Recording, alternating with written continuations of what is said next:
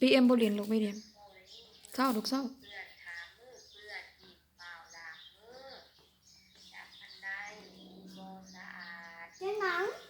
เจียงเทรนเจียงอันแพนmà kia bên kia đang được cái hàng yên âm bố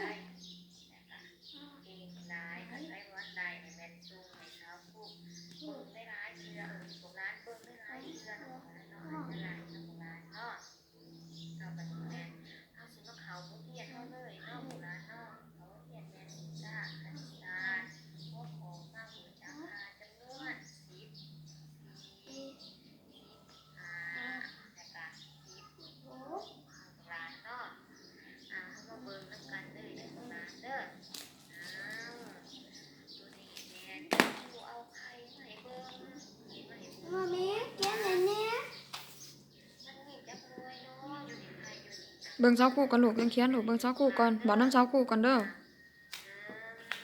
นับน้ำเช้าคู่ลูก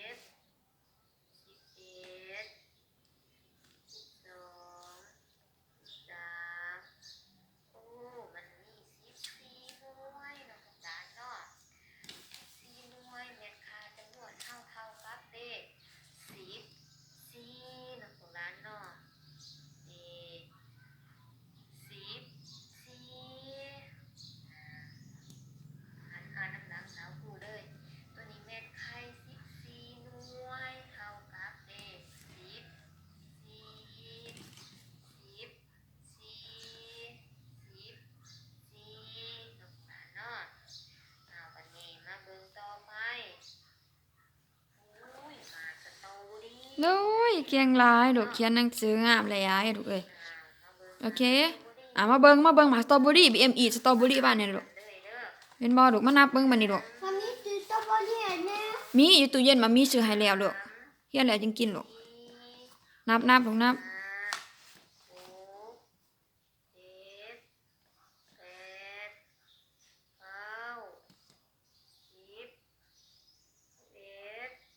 นับติลูก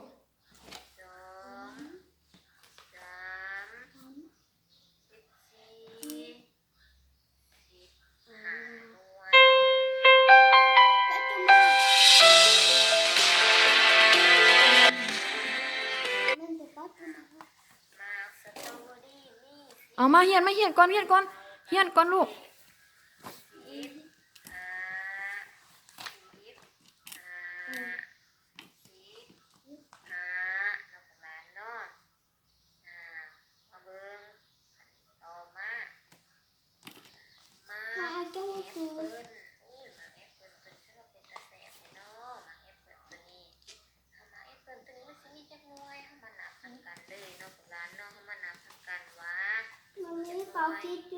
โดยนับลูกนับ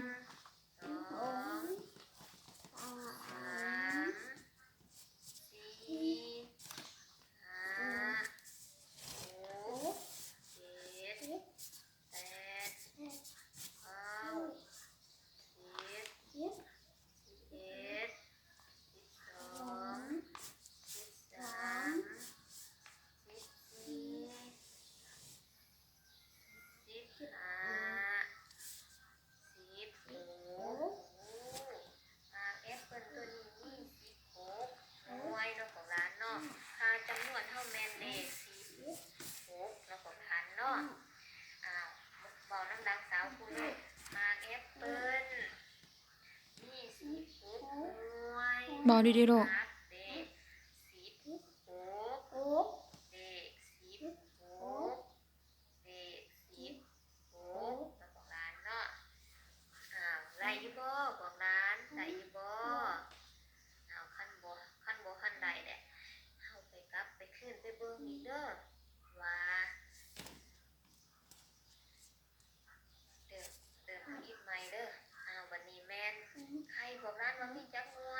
ใครมีจักหน่อยลูกนับดูลูก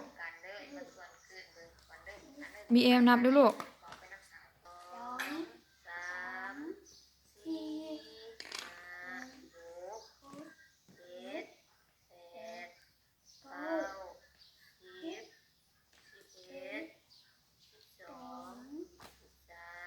นับดีๆลูก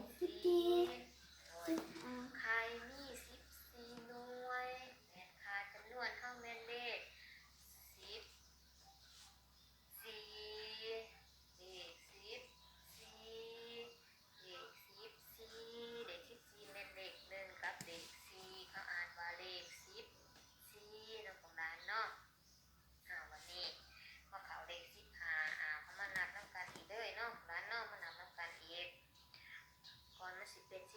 15หน่วยเขาก็ต้องมานับก่อนแม่นบ่ของร้านเอา1 2 3 4 5 นับลูกนับ หก 7 8 แปดเก้า 9 10 11 12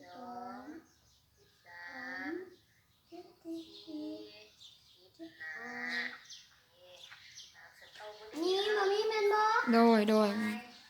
ก็เท่ากับเลข15เลข15เลข15บาทเนาะวันนี้ขอโทรมาแอปเปิ้ลวันนี้เอามาแอปเปิ้ล นับลูกนับ เปิ้ลเฮามานับนำกันก่อนเด้อมันสิมีจักหน่วย1 2 สอง 3 4 5 6 หก 7 8 แปด 9 10 11 12 13 14 15 16มาแอปเปิลเฮามี16หน่วยค่าจำนวนเฮาแม่นเด้16 16 16บอกหลานเนาะไล่อยู่บ่บอกหลานไล่อยู่บ่โดยท่านไผไล่ตะเก่งร้ายสาวผู้ตกมือส้มเซยหายเนาะเบาไปนำสาวผู้ไล่เนาะบอกหลานเนาะวันนี้สาวผู้สิมาถามขึ้นเด้อว่า มา ชั่วโมงนี้แม่สาวผู้สาวบอกหลานเรียนหยังเนาะเรียนวิชาคณิตศาสตร์เนาะบอกหลานเนาะว่าขอว่าจังได้